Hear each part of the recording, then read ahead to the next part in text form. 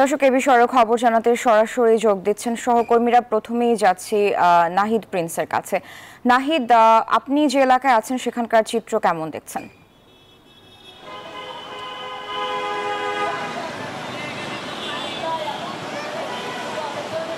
মিরপুরে বৃষ্টি নামার সাথে সাথেই কিন্তু মিরপুরে জলাবদ্ধতা সৃষ্টি হয়েছে। 1.5 ঘন্টার বৃষ্টি যেমন রাজধানীবাসী মানুষকে স্বস্তি দিয়েছে, তেমনি জলাবদ্ধতাও কিন্তু দুর্ভোগে ভুগিয়েছে।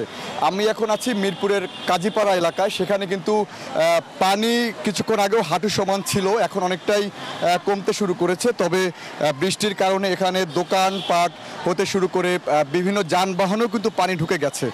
যেমন সিএনজিতে পানি ঢোকার কারণে সেখানে সিএনজি বন্ধ হয়ে গেছে। স্কুল কলেজের শিক্ষার্থীরা কিন্তু ঠিকভাবে চলতে পারছিল না, কারণ জলাবদ্ধতা এত পরিমাণে ছিল যে কারণে তারা পারাপারের সময় তারা ভোগান্তি পোহাতে হচ্ছিল। এছাড়া শেওড়াপাড়া, কাজীপাড়া এবং মিরপুর 10 তিনটি এলাকায় কিন্তু প্রচুর পরিমাণে জ্যামজটের সৃষ্টি হয়ে যায়। আগারগাঁ থেকে মিরপুর 10 পর্যন্ত এক লাইনে গাড়ি চলার কারণে প্রচুর জ্যামজটের সৃষ্টি হয়।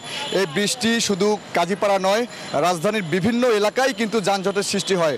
আমরা নিউ মার্কেট ঘুরেছি, মহাখালী দেখেছি এবং মিরপুর 1 অঞ্চলেও আমরা ঘুরেছি। সেখানেও কিন্তু এই বৃষ্টির কারণে জলাবদ্ধতা সৃষ্টি হওয়ার কারণে কিন্তু মানুষের একটি ভোগান্তি সৃষ্টি হয়েছে এবং সেই ভোগান্তির ফলে যারা জনজীবনে অনেকটাই অস্বস্তি নেমে এসেছে। কারণ যারা চাকরির সুবাদে যারা বাসা থেকে বের হয়েছিল, যারা কর্মজীবী মানুষ যারা ছিলেন, তারা কিন্তু বৃষ্টির কারণে অনেকটাই আটকে যায় এবং সকাল 7টা থেকে 9:30 প্রায় 1.5 থেকে 2 ঘন্টার যে বৃষ্টি, সেই বৃষ্টিতে কিন্তু অনেকটাই জলবদ্ধতার সৃষ্টি হয়। আমরা যদি দেখাই যে দোকানপাটের যে বিষয়টি, সেটিও কিন্তু মানুষ এখন পরিষ্কার পরিচ্ছন্ন করছে। এবং আমরা যদি একটু কথা বলি যে ভাই, কি পরিমাণে আপনাদের দোকানে পানি উঠছে যদি বলেন।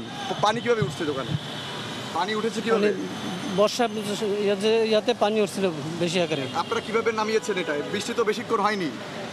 আমি তো সকালবেলা 8:30টার সময় এসে প্রচুর পানি বৃষ্টিতে। দোকানপাটে কেমন ক্ষয়ক্ষতি হয়েছে? মানে মাল সামানা সব ভিজে নষ্ট হয়ে গেছে একবারে।